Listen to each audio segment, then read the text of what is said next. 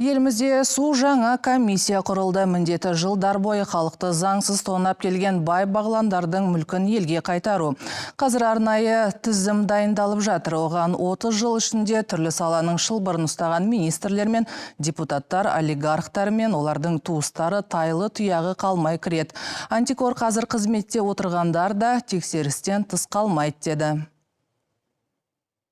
Бұл реестр жабық болады. Неліктен? Өйткені бізде презумпция невиновности дегенді бәрілеріңіз естіген шығарсыздар. Олардың ішінде көптеген тұлғалар белгілі, қоғамымызда белгілі тұлғалар болуы мүмкін, олар бизнесмен болуы мүмкін.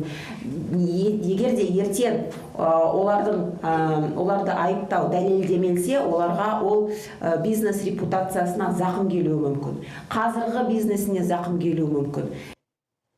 Көбіне бағалы мүлкін Франция, Түркия мен Біріккен Араб Әмірліктерінде сақтайды екен.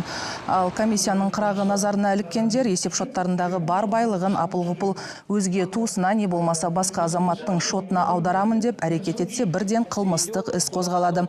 Қалталылардың мұндай әрекетінің ізін кесу үшін заңға арнайы бапта енгізілген. Ал заңсыз жиған дүние мүлкін өз еркімен мемлекетке қайтарғандар жазадан босатылады.